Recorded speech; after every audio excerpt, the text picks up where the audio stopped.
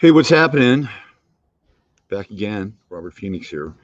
It is the 14th of October, and you are now a part of the live stream for 15 Minutes of Flame. And oh, it looks like I've been notified. At least I get notified. And it also appears as though I have good audio today.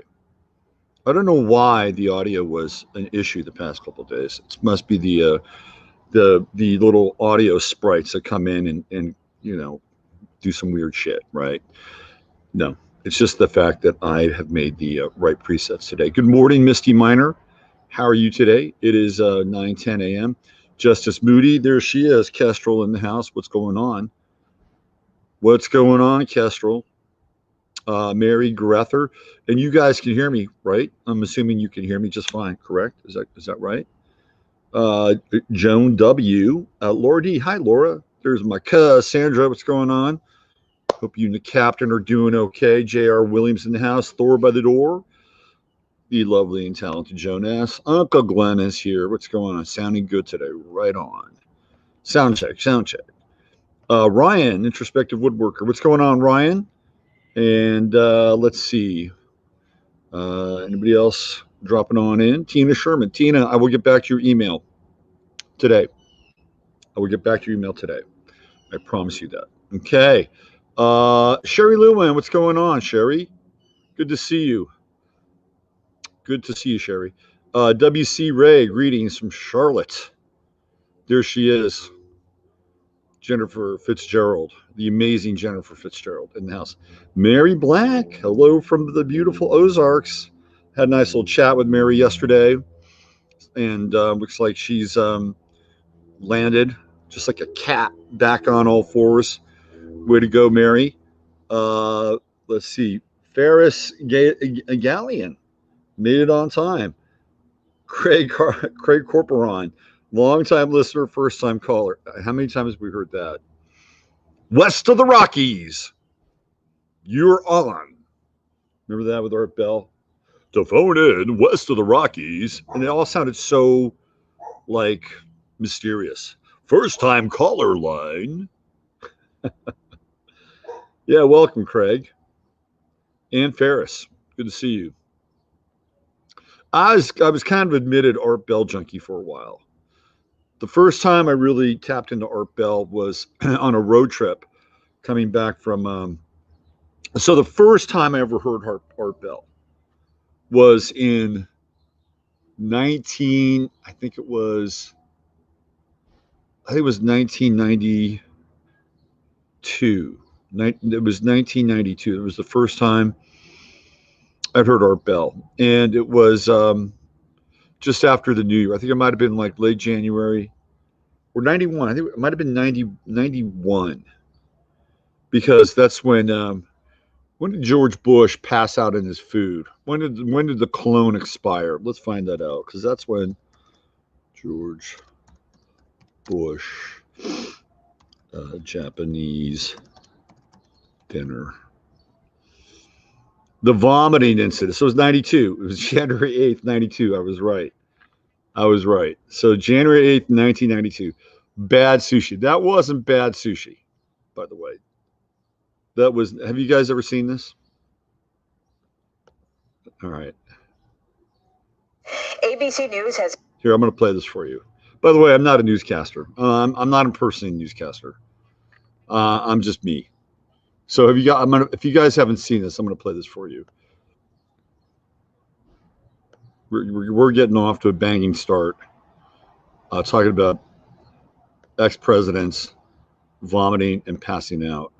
So the 80s have a little bit of a hangover here. It's 1992, and the newscaster is looking a lot like it's 1986, but we're not going to hold that against her. So let's do this. Let's play this. Bad sushi. Here we go. Has obtained a videotape that shows clearly what happened when the president fell ill. Here's White House correspondent Ann Compton. The lone camera in the dining room was locked in on the head table when President Bush was overcome by nausea and fell forward. It appears he lost consciousness as he toppled over onto his host, Prime Minister Miyazawa.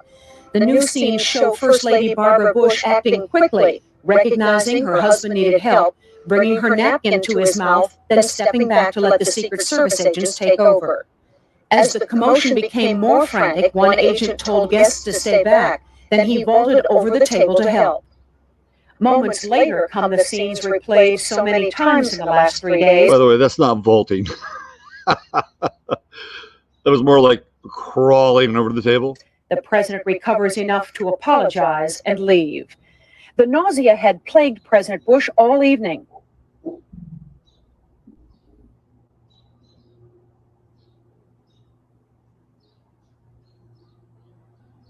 What's going on there?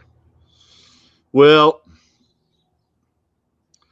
there's the first dude of the White House, Barbara Bush.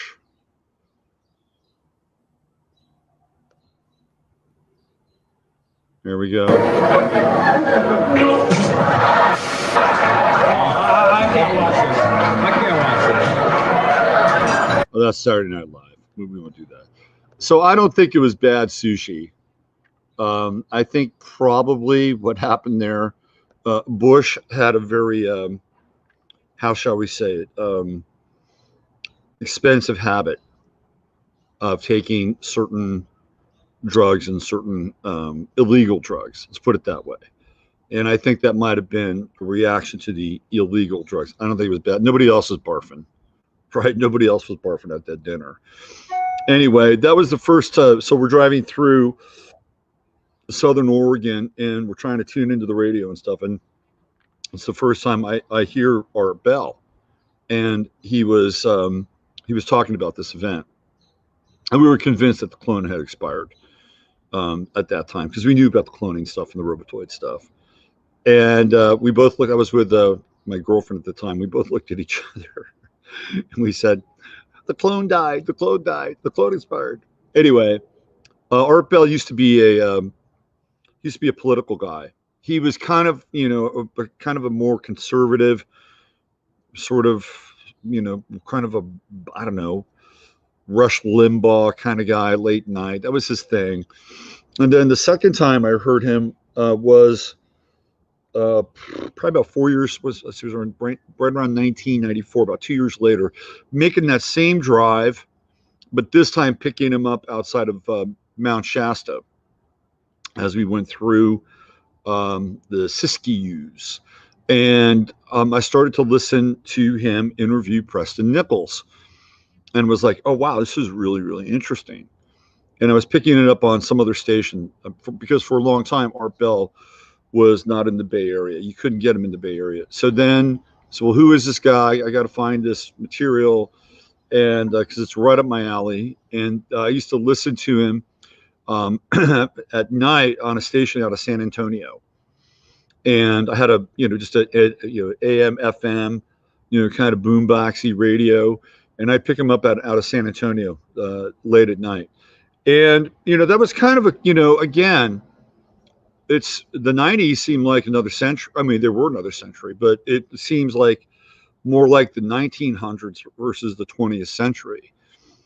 And this is all pre-internet. Now everything is just so easy to listen to something. But back then you had to kind of work for it a little bit. And then late at night, you'd like hit upon a signal and it'd be like, oh man, we found something. I found something about, 700 miles away, 1,000 miles away.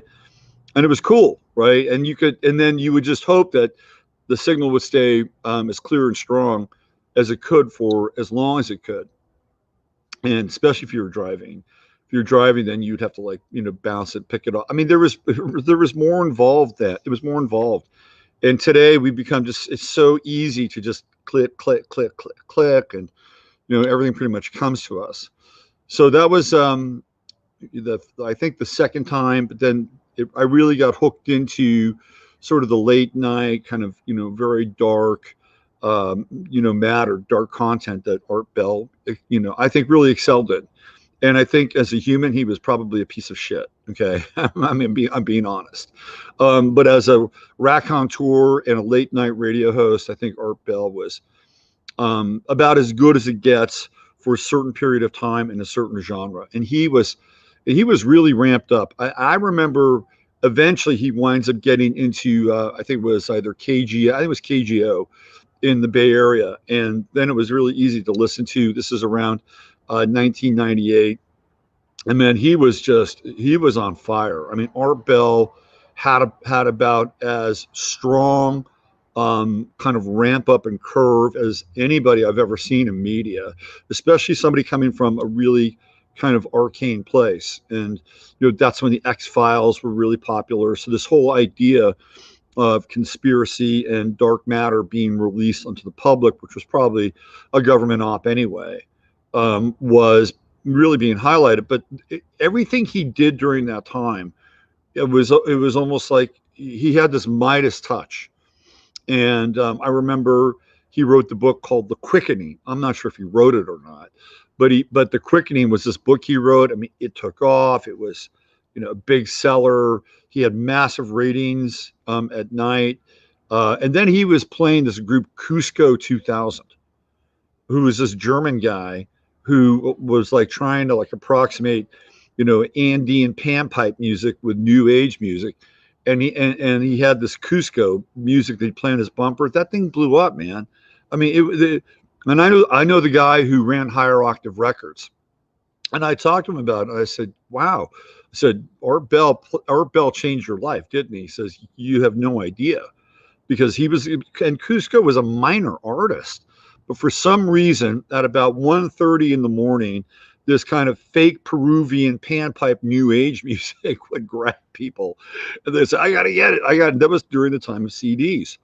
And so he had a bunch of other artists on his record label. And then he spent a lot of money advertising on Art Bell to try to break some of his other artists. One of the guys that he had was Craig Chiquiso, who was the guitar player for Jefferson Airplane / Starship. It was all kind of new agey stuff. He's a cool guy. But everything he did to try to recreate that Cusco thing never happened again. And so you'd have to kind of look at this guy Cusco's chart, like what was going on with him at that time. But again, it was Art Bell, and he had this Midas touch. And then he even gets kind of moved into sort of the mainstream. And there was a TV series called Dark Skies, and I think it had to do with UFOs and aliens. And I think Art Bell actually had a role for a brief period of time on Dark Skies.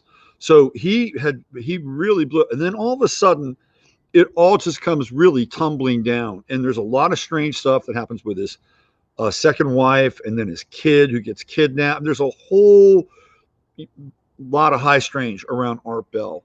And right around the time we get to like the late 90s, early 2000s, it's all spinning out of control. And at that time, the internet really starts to take off. So this is something that Art Bell had to compete with. And he had to compete with people like Jeff Rentz, who had at that time had a very popular internet radio show. And then he starts to kind of lose, he loses his dominance, right? He loses his market dominance.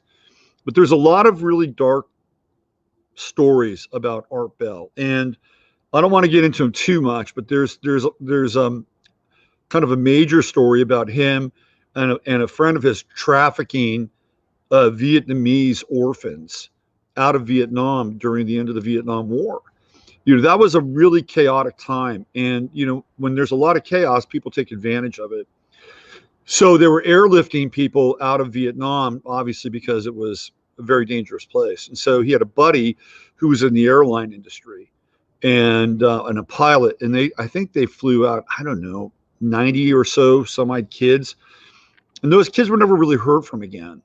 So there was a very, very dark side to Art Bell. And in some ways, it kind of helped him, right? He was, nighttime radio's Prince of Darkness.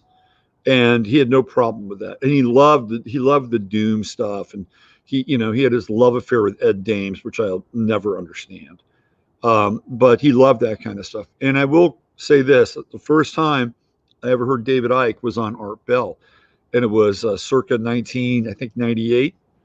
And I think it was one of David Icke's first American radio appearances. And I'm like, I like this guy. I like this David Icke guy. We're speaking the same language. So anyway, I don't know how I got to this Art Bell stuff. I don't know how I got there. Maybe it was the Bush thing, the Bush vomit thing. Anyway, let's get going. Here we go. Dear blessed and holy Father, Mother God of the great central sun, within the universal light, which is the light of Yeshua, Son, Emmanuel, we ask only the highest and best truth, wisdom, and intelligence can come through this channel at this time. And we ask that we are blessed in grace and humbly accept the qualities of humor, irony, paradox, fortitude, commitment, plentitude, flexibility, strength, courage, faith, compassion, empathy, discernment, intelligence, higher mind, and above all, love. We ask that any karmic residue be cleansed, purified, clarified, and removed from this stream so that we may return to ourselves, sovereign as we were, and so be it. Let's get going. Let's see. Lana Anderson back in. Hey, nice to see you. JMP Love in the house, just out of jail. All right. Congratulations. Just out of jail. Congratulations. Let's see. Travel advice show. Hucklebuck. I listened to Art Bell all the time back in the early 90s. I think the show got sanitized once Bell was out of the picture.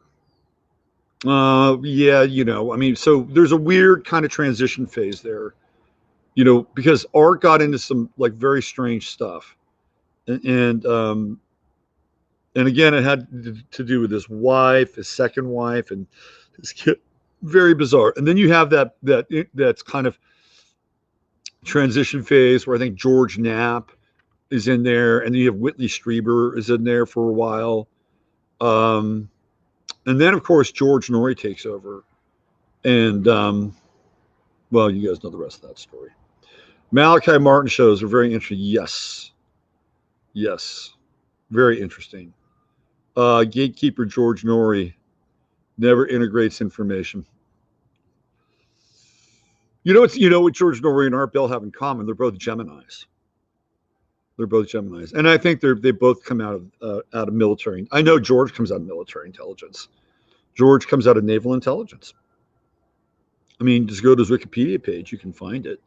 I've had George on the show a couple times, and I know somebody who's quite fairly close to George Norrie, and I'm grateful that he was on my show a couple times, but he won't have me on his show.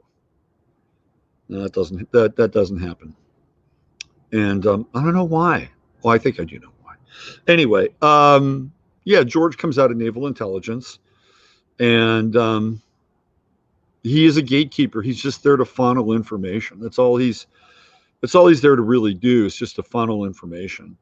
And and I've told this story before, when he got out of the Navy, one of the first gigs he got was as a news director for a station in Detroit. And news directors or really news directors are, and editors, city editors, managing editors, they're all part of, not all of them, but a large majority of them are part of the intelligence apparatus. And they're there to gatekeep the news and gatekeep stories. So that's where George matriculated into fairly early on. And then he also had his own private security company as well, which I'm not sure if he has this to this day, but he did have that at the same time. I think he also had one of those kind of medieval restaurants where people joust and you eat like turkey legs and shit like that. They won't touch freedom on C2C either. Yeah, it's a limited hang. It's a very limited hang, and I guess they have that Jimmy Church guy who comes in and sits in for. And then John Wells got kicked out of there. John Wells got kicked out of Coast to Coast because he spoke too much truth in a lot of ways. Like I think John Wells was one of those guys that liked to talk about 9/11. That's career suicide, absolute career suicide. Jimmy Black, a CDC host, couldn't get him on after he told Freeman he would. Yeah, well, it's like, no, Jimmy, you cannot. We're not going to have Freeman on the air. Would you like to keep your job here? Yes, I would. So is it okay that we don't frame it? It's fine with me. John B. Wells got we were talking about globalism coming. Okay, here we go. Yep. John B. Wells. The voice. All right. Enough kind of radio banter, chatter. Got a lot of ground to cover. So I found this really interesting picture. And I'm going to show it to you guys. So on, I think it was Sunday night, we unleashed the parrot. We let the parrot out of the cage. And Parrot being this guy, what's his name? Bruce Parrot, who has some very interesting stories to tell about Benghazi. And of course, there's more information now coming out about this. There's a lot more information coming out about this. So Bruce Parrot is a singing bird, right? What do parrots do? They talk. You know, and he's supposedly a falconer, which is, by the way, not uncommon to be a falconer in a place like the Middle East. Okay, I want to show you a picture. It's a very interesting picture. You can draw your own conclusions here. So the guy on the left is Mr. Parrot. The guy on the right is John Durham. What is going on here? Are we in an alternate reality? Are we being played? Is this a psyop? Is this a way for Durham to begin to like dump some of these files? I mean, what's really happening here? What's really happening here? Dr. Richard Carver clones. Could be. I think it's interesting. Again, Trudeau, Gemini. Of course, we're going to encounter material like this where, one person resembles another person. The noses look a little different, a little bit, but a lot of that can be dependent upon lighting too, because we have much brighter lighting here, which accentuates sort of the area just right here on the ridge, right here of the nose, whereas this is much softer lighting. So lighting can affect how things look three-dimensionally. Let's see. Jason Goodman had a show in this last night. I didn't see it, but I ran across this. Looks like a comedy pic, Akbar or something. Yeah, I mean, the whole turban thing is kind of a trip, right? Is that a tampon on the left? Oh, that is funny. That is very funny. I don't know. Maybe he's a Sufi or something. But it's interesting that we were having that kind of effect, right? Where all of a sudden, we're seeing like this guy appear, and he looks a lot like this other guy. And who is Bruce Parrot? He's a whistleblower. He just flies into our experience and starts singing like a bird. But there seems to be some traction around the material, and maybe this is a way to get the material out. And maybe it's a way to circumnavigate Bill Barr, who just seems like a big kind of lump of cow dung at this point in time. The guru look is absurd to me. Screams trying too hard to convince. You'd be surprised. You'd be surprised about the guru look. Let me show you something.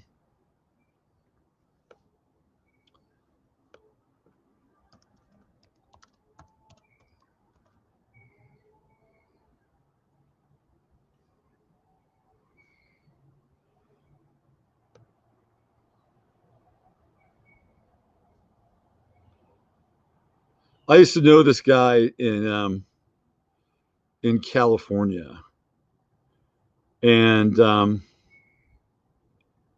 me see if I can find this. And his name was Swami Bill, and hold on.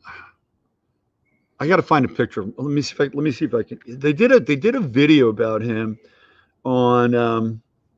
There's actually a documentary on this guy, and Ani, he it's the same thing.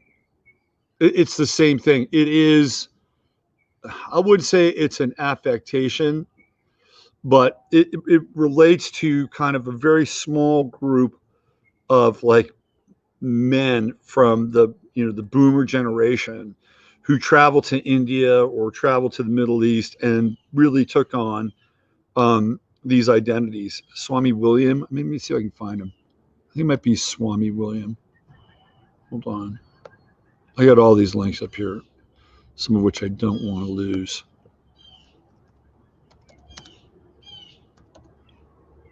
Let me see. Yeah. Yeah. So again, like this is a guy that I knew right here. And it's not uncommon. And it is not uncommon for him, for people like this guy, to have these kinds of identities. So, is it a hard sell? Maybe they're trying to convince us that he's this deeply mystical figure, right? But again, like I knew people like this. I knew people like this in the Bay Area. I'll show you a picture. So, and I met this guy, and I actually was fairly good friends with his partner, Nikki, who I haven't talked to in a long time. Really nice person. So, so again, this is it's kind of a product of the times in a lot of ways, and characters of the times. So for him to have like a tampon on his head would not be all that uncommon. So I hung out with this guy, and this is the movie that he did with Goa Gill. And Goa Gill is a noted trance DJ, and both these guys hung out together in India. And here's a very nice picture of Swami William and Nikki. And Nikki's a great person, totally great person. Here they are, just a few years ago, a few short years ago. Yeah, Nikki's lovely, really, really lovely. And look, they have a cannabis love story. There it is. But you see, I mean, it's not uncommon. It is not uncommon for people of that time or that generation to kind of have that look or that vibe. But who knows? Maybe it's just part of selling the story in a lot of ways. I just thought it was interesting, and yet another strange rivulet of information, and maybe a way to circumnavigate the bar blockage on some level. Okay. So the next big story you're going to be hearing about for the attention challenged and the 48-hour news cycle is Hunter Biden and what's coming up on his laptop. Going to just run through this very quickly. So there you go. Not now. I actually like the New York Post. It's kind of salacious. Revealed Ukrainian exec thanked Hunter Biden for opportunity to meet Veep Dad. Look, we know these guys are dirty. They're dirty, but it doesn't really matter, right? In terms of voting, it doesn't matter. People who want Biden as their president because they hate Trump, they don't care. And people who want Trump because, they believe that Biden and the Democrats and the progressives are really the infusion of the communists and the socialists, they don't care. The only way that this is of any merit whatsoever is if something is done legally, and it will not be done legally between now and after the election. And if Trump wins, I guarantee you all this stuff will pretty much go away. But the story is kind of interesting itself. So here's what happened. Hunter Biden took his computer, his laptop. Apparently, something went wrong with it, and they had to kind of rebuild the hard drive and retrieve information. And nobody picked it up. But somehow it gets into the hands of Rudy Giuliani and Steve Bannon, which is kind of mind-blowing. So there's a bunch of emails on here, the smoking gun emails, blah, blah, blah, blah, blah. But I think this is really the interesting part of the story. The computer was dropped off at a repair shop in Biden's home state of Delaware in April 2019, according to the store's owner.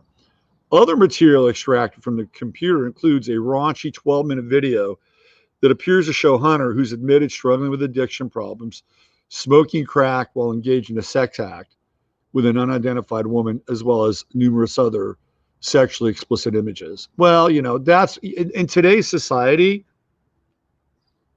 it won't matter much, especially if she's an adult and consenting.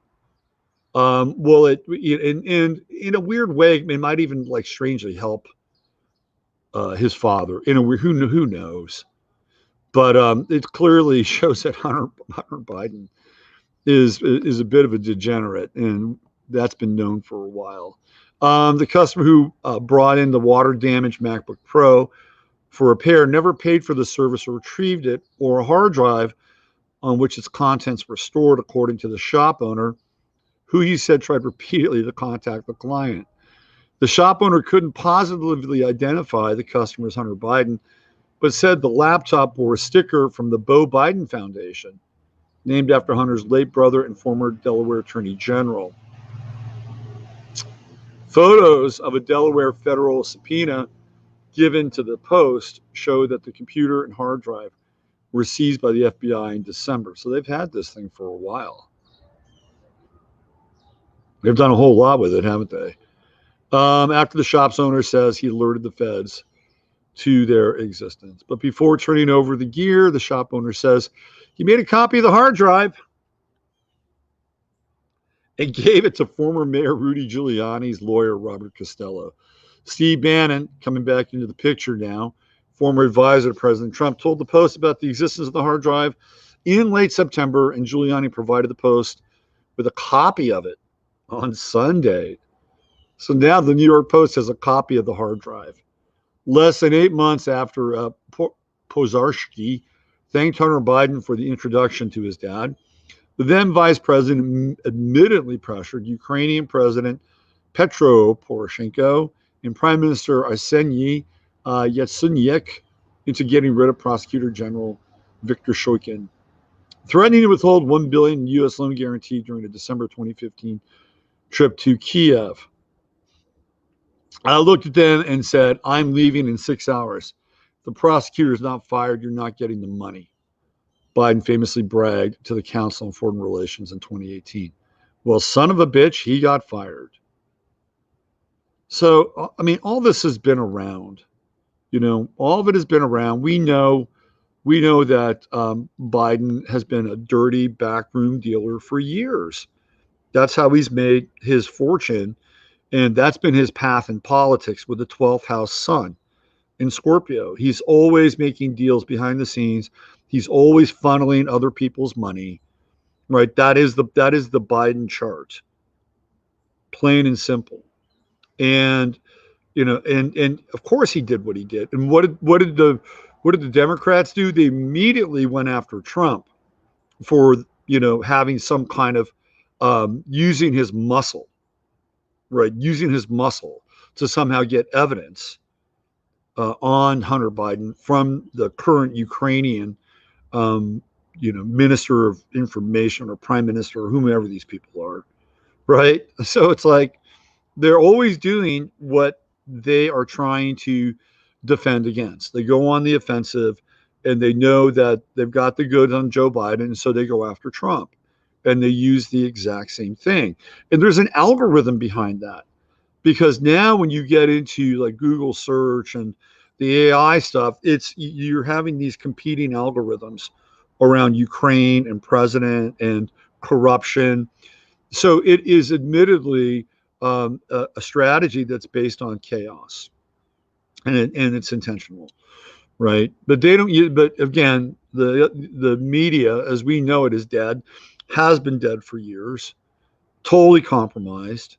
And about the only person you can remotely trust, again, is Tucker Carlson, who did a great job last night breaking the mask stuff down.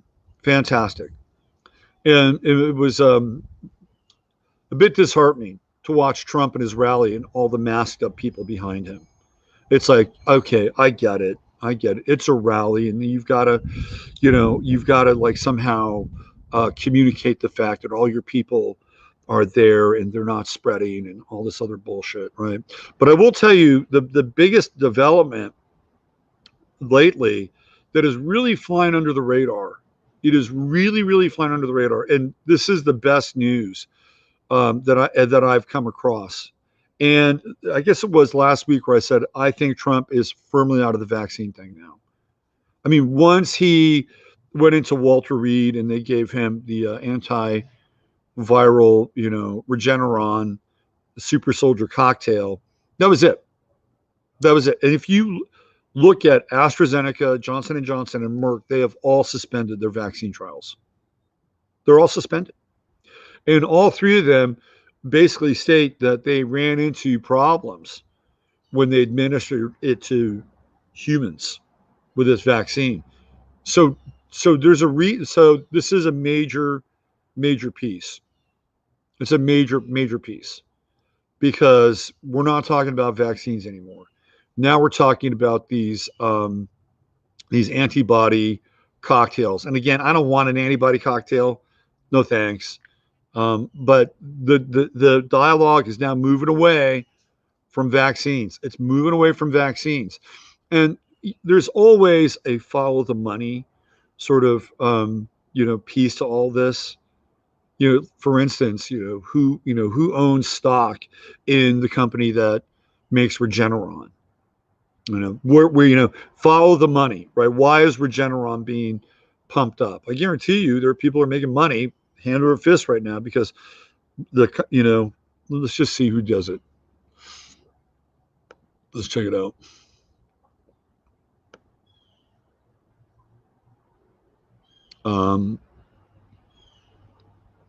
Give me 1 second. So let's just take a look at Regeneron.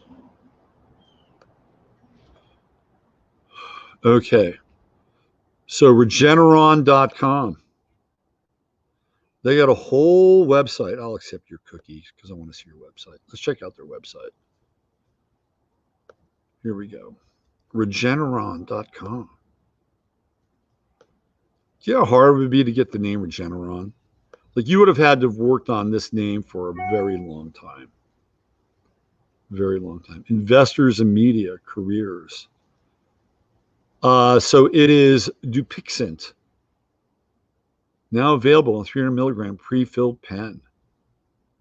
Here you go. There's the annual report, our perspectives, everything you need to know about Regeneron and pioneering antibody research. Doing well by doing good. Fostering the next generation of scientists. Join our team. Well, let's find out. Who are they? Who is Regeneron? Investors and media. Investors and media. Events, corporate governance. Let's see what we have here.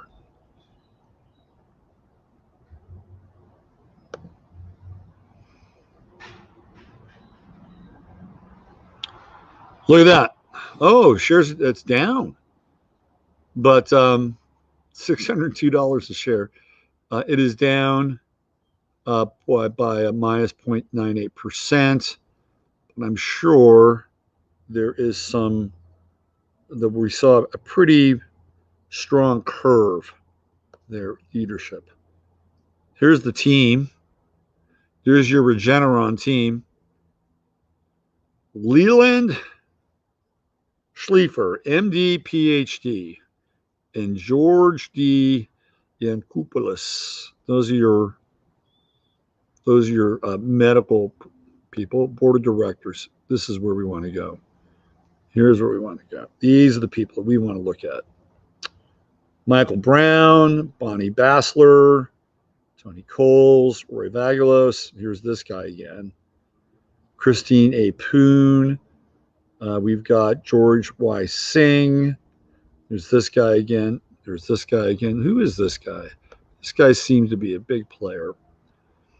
Let's see. University of Virginia. Cornell.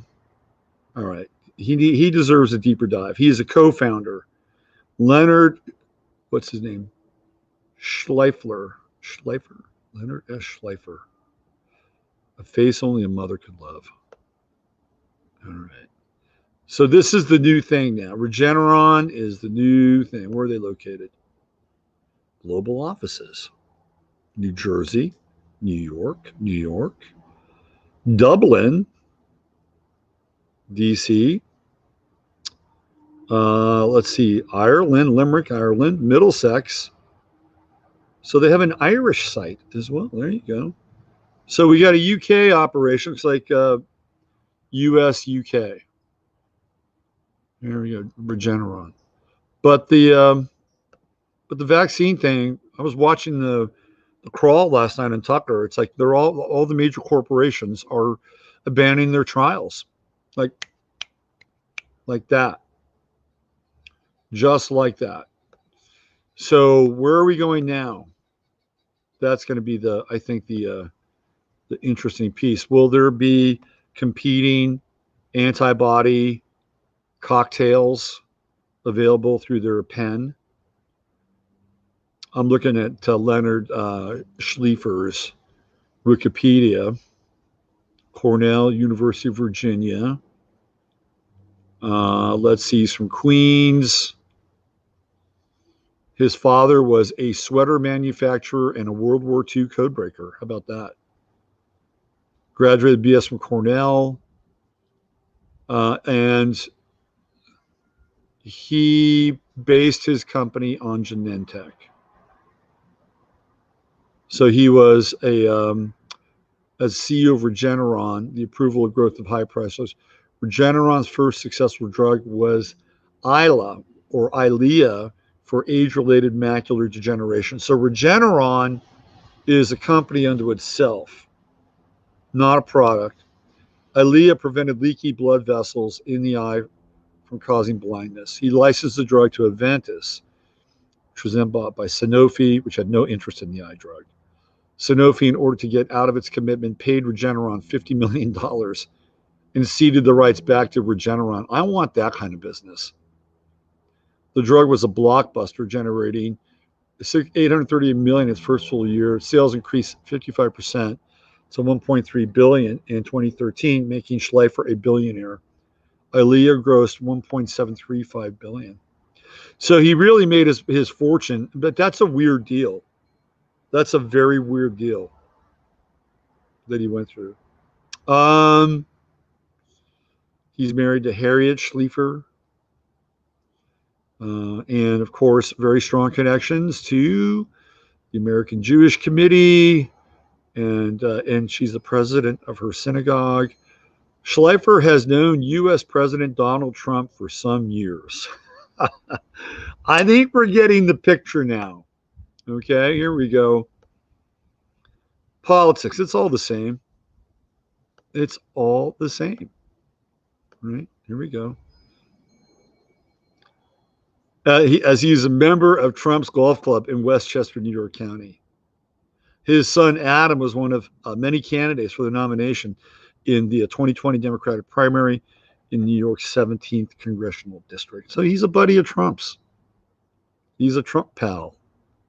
Play golf together. The subject is currently working on a multi-center, double-blind phase 2-3 trial with the partnership Sanofi to evaluate the antibody agent Kevzara. This is what I think Trump supposedly took. Kevzara for hospitalized patients starting in March 2020, as well as working on the development of a novel multi-antibody cocktail to be used as both the prevention of SARS-CoV-2 and treatment for infected patients. So this is the dude right here. Follow the money, and clearly there seems to be a pretty close tie to Donald Trump. The good news is, it seems like the vaccine thing is over and done with, but who knows? Maybe the antibody cocktail could be the next bullet in the chamber. We'll see about that. Now, on the other hand, Biden is also doing the same thing and profiting off of the coronavirus. It happens all the time in Washington, D.C. Okay, here we go. From the Gateway Pundit, Biden's son-in-law advising campaign on pandemic while investing in companies that will benefit from it. Same story. This is why people go to Washington, D.C. They basically create the crisis, control the media, and invest in the corporations that offer up the solutions. Try to imagine the reaction from Democrats and the media if Trump's son-in-law was poised to benefit financially from the pandemic. Well, I'm sure it is how do we say this, an invisible path, but it's pretty clear that Mr. Schleifer is pretty close to Donald Trump. And it is his wonder drug that Trump is touting. And again, I'm just stating the facts. I'm stating the facts. And in a lot of ways, I think it's kind of probably in Trump's favor that the Amy Coney Barrett thing is happening now. Because people, if they really drill down into Regeneron, they'll find some interesting connections, no doubt. But here we go. We'll play from the other side. Biden's son-in-law. So at the same time, Biden's son-in-law, Howard Krein, has been advising Biden's campaign on its coronavirus response. Krein's venture capital business has been running a special initiative to invest in the healthcare startups that offer solutions to the pandemic. You see, I mean, they just create a crisis, and then everybody wants to profit on the crisis. It's just sickening. The next month, reports in Bloomberg and the New York Times listed Krein among those participating in daily calls to brief Biden on health policy during the pandemic, while Startup Health announced its intention to invest $1 million across to 10 startups with coronavirus applications within 30 days. $1 million's chump change. Startup Health is putting the full support of its platform and network behind building a post-COVID world that uses technology and entrepreneurial ingenuity to improve health outcomes. It's all just a created crisis, problem, reaction, solution, right? Krein simultaneously advising the campaign and venturing into COVID investing could pose conflict of interest. You think? Biden Inc. strikes again. There they are. There's Jill with the son-in-law, and then I guess Joe with the daughter. These people. Anyway, is this really like huge news? No, it's not. But and this happens all the time. It happens all the time. Both sides profit immensely from the crisis they create. Immensely. And the biggest crisis that they ultimately want to create is the disassembling or the decoupling of this idea that the United States is really an independent state, that we are in some way, shape, and form a national entity. That's going to be the big moneymaker ultimately, because it's part of what they call the Great Reset. And, for all intents and purposes, the United States hasn't been the United States for a very long time, a very, very long time. And you can go back and look at certain dates in history, 1933, 1913. What's the other one? Was it 1897? I mean, there are these clear demarcations. We could go back to when Nixon, essentially said, okay, we're going to flood the world with the dollar, and we're going to make the dollar the reserve currency to buy oil. If you're going to buy petroleum, you got to use a dollar. And really what Nixon did is he essentially made sure that the dollar would be the dominant currency for the next 50 years, roughly. So Nixon may have been I don't know if Nixon was a bad president. He's a controversial president for sure. But he did things that were very unusual. And he's the guy that breaks the ice with China. That was Henry Kissinger, by the way. Henry Kissinger was leading him into China. That was all Kissinger. All right. Let's see. We looked at Regeneron. We've seen the connections. We've seen the Parrot brothers. Let's see what else we have here. The Hunter Biden scandal. I'm sure he'll gain a lot of sympathy. No doubt. That's going to happen. But things are still in a place where they're deeply in flux. And a lot of people are dealing with change in a way that is, very dangerous, very, very dangerous. Like the suicide rate is up because of what's been happening with the bizarre kind of outcomes with this global scam that's being run. And Hawaii is really on literally the tip of the spear here. I'm hearing a really interesting bird. What is this? Who's stopping me? You hear that?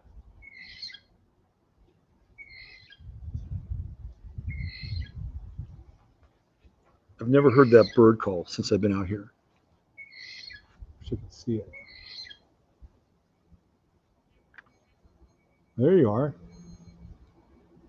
There you are. I see you up there. He's right over me. Might shit on my head. Or shade. I like your song.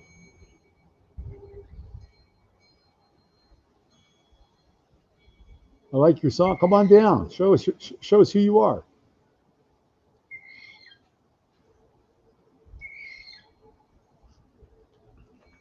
I dig birds. All right. Here we go. Hawaii's committed suicide. Local rages. Hardly anyone is sick, but we're all broke. Hawaii, I believe, is contracted out to China. I'm sorry to say that, but I've been talking about this for a while. Here we go. I'm just going to read this. For many mainlanders, the thought of the vacation to Hawaii for anywhere but the apartment they have been suffering in for 7 months are heavenly. However, as the rural Hawaiian exclaims in her Twitter thread, Hawaii is committing suicide with its cargo cult level bullshit travel restrictions. Mom folding laundry, apparently that's her Twitter feed, begins her righteous rant as follows. Guys, I cannot tell you how bad it is in Hawaii. They canceled our flight without telling us. It took an hour to get through the new security checkpoint. A guy there, a surgeon with an exemption, was telling people to go ahead and arrest him. We had to check into a hotel in Oahu overnight. We can't leave the room because we are technically quarantined. I have to fill out paperwork again to go from one island to our own. This is bullshit. They think tourists are coming back in for 4 days. We may legit have to move. This is ridiculous. In closing, I will say this. Shut the fuck up about the dangers of COVID. What is happening in Hawaii is some cargo cult level praying to the gods for deliverance from plague bullshit. Hardly anyone is sick here, but we are all broke. At this point, I feel like the response to COVID should have been managed at the federal level. This state-to-state bullshit is not working.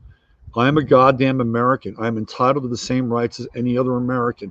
This is a really interesting point because we are headed towards balkanization, which I've been talking about for a while. I'm not even kidding that there were only like 50 people on our plane to Oahu from Seattle. And one of them, a surgeon, ended up yelling at airport security to go ahead and arrest him. The state of Hawaii is trying to detain him, even though he has surgeries to give in the morning. This man comes Hawaii once a month to perform surgeries every month, and they keep changing the regulations for entry. The state of Hawaii is denying their citizens access to medical treatment via the constant changing of their rules. This doesn't surprise me. Many of us here use medical services that come from other islands. So Hawaii is on the hit list and has been for a while. Hang on, we're working on getting our aloha back. Well, I guess they think Trump is going to come in and save them and put an end to the decolonization of Hawaii, as it were. But this is serious.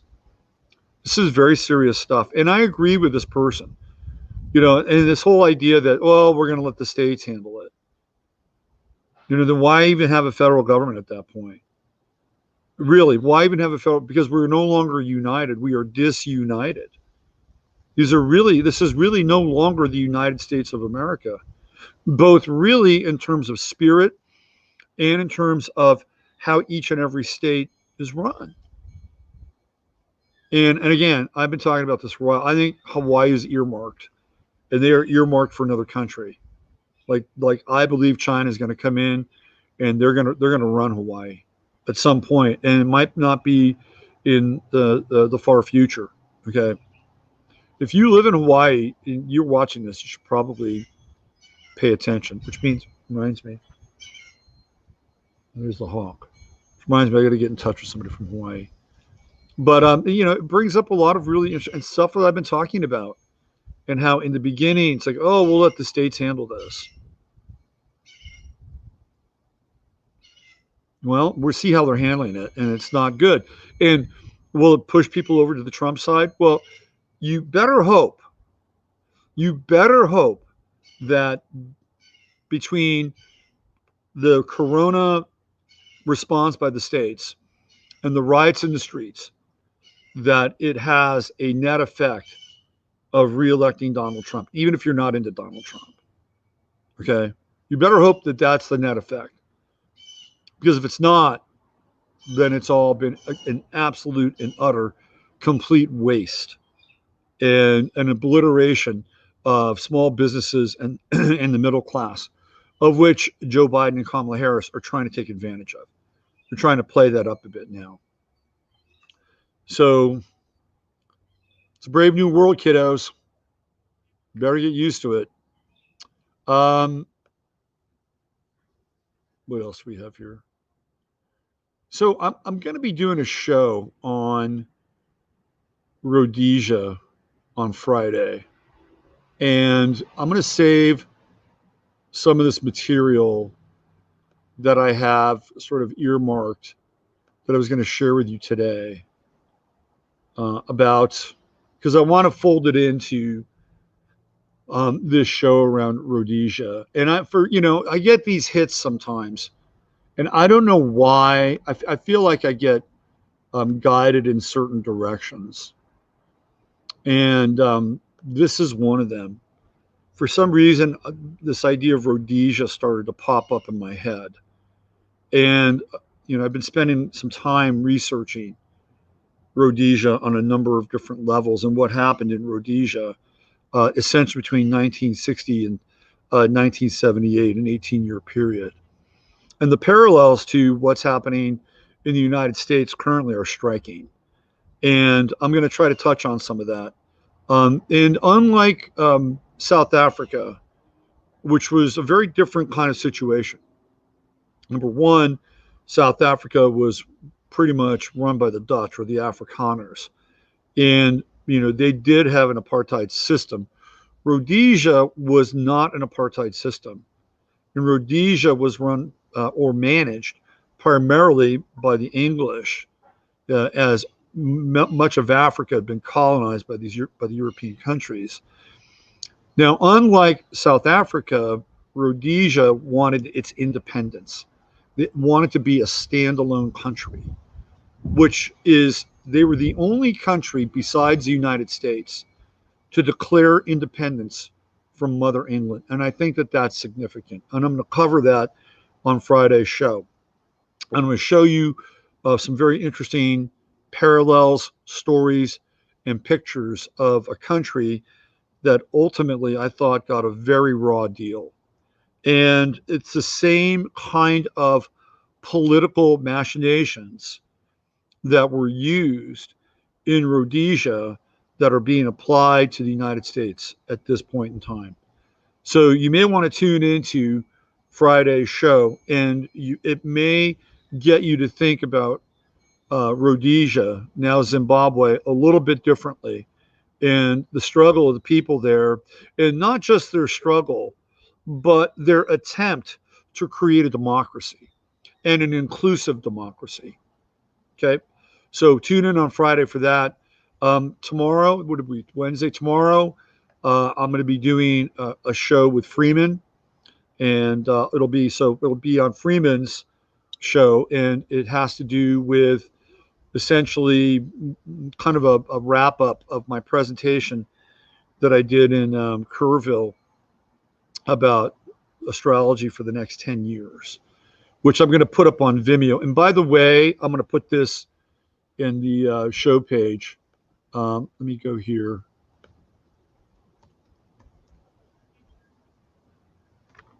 Masaki's presentation is available on Vimeo. So let me just throw the let me throw this in here, and I'll leave. I'll shoot you. I'll put the link in.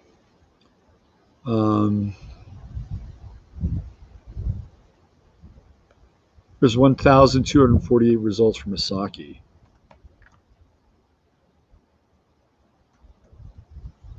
Oh, I got a bug here now too. We got a bug visiting. Nature calls. I hope it's not a tick. Anybody know what this kind of bug is right here? What is that? Oh, he's crawling up on the screen. Is that a tick?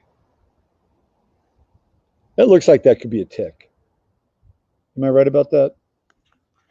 Anyway, I think I'm going to just gently just brush our bug friend aside. Yeah,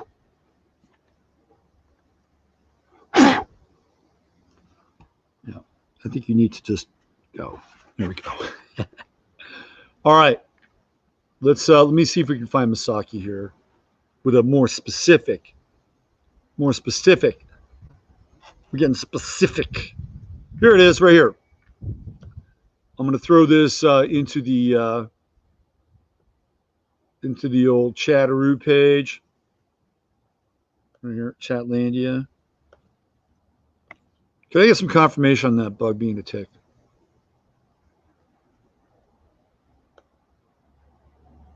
Por favor.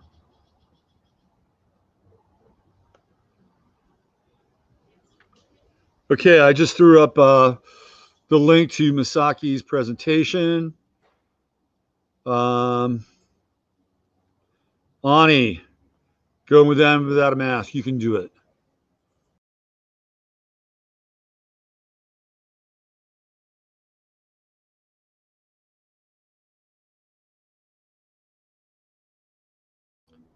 Sorry, I had to step out into the void for a moment just to renew the ticks don't move that fast.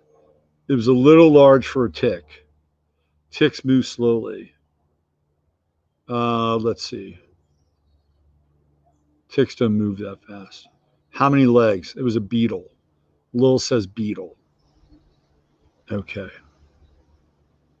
Paulette said something interesting. Let's go back. New Mexico has old world energy mingled with present day police state. In rural areas, it felt like 1,000 eyes trained on your back as outsider. Sounds about right. I almost moved to Santa Fe a long time ago. Do you think what Gould talks about in the state of London has a play in what is happening now? So I think we have a contact with Russell J. Gould. I've had some interesting conversations with people in that world who kind of know about him and his mentor. And so he's controversial in that world. Okay. He's not just controversial outside of that world. Like they did things that were borderline piracy. You know, I don't know enough. I know a little. I know enough to be conversant. I do think there's a there, but how they did it and what they did is, again, inside that world with people that really know a lot about it and kind of follow the letter of that law, that they did something that was, for all intents and purposes, piracy. So, you know, one of the things that I've had this internal discussion about with myself around Russell J. Gould is if he has the keys to the kingdom and if we have the quantum language, then why hasn't the entire scenario really been changed? Or maybe it has and we don't know it, but I'd love to have him on as a guest. And I think we have an email connection and I'm going to pursue that. And these are questions that I would ask him. I wouldn't, you know, I wouldn't just go in and, do this, but I'd ask very serious questions about what I know of the process and really this idea of quantum language and charters and all the things that really connect the world together in ways that have made all of us indentured. We are basically vassals of the city of London, and that's a whole other discussion and show. Last Flag Standing is a documentary about Gould. Well, I'd love to have him on, and I would love to again have a discussion, because some of the people that I've encountered believe that what they did was kind of, again, I wouldn't say it was immoral, but I think that would be the kind of the closest term to that. Let's see. Oh, Masaki in the house. Santa Fe is insane. It's a Texas love bug. Agree. Keep the Gemini disruptor in Oval Office. Let's see. Biden Business Bureau. Oh, that's good. That was really good. Too big for a tick. I'll send you a box of hungry Dallas toads. No thanks. No thanks. I can live without the hungry Dallas toads. Anything else here? Seems a bit contrived to me. Lils, we had rain and dark skies for days. Man, the birds are really talking. Really, really talking. Brian Rose of London Real just announced that he will run for mayor of London. All right. Good for him. A New Yorker running for mayor of London makes as much sense as Shadiq Khan. All right, I'm out of here. I'll be back tomorrow. Same time, same channel, roughly the same time. We're in a little over an hour today, which is good.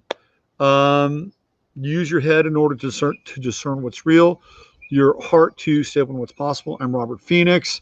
You got the link. I urge you to check out Masaki's very cool video. And if you attended our get together, I think there's a way to download that, if I'm not mistaken. You can connect with Masaki. All right, I'll be back tomorrow. Keep singing your song. I'm Robert Phoenix.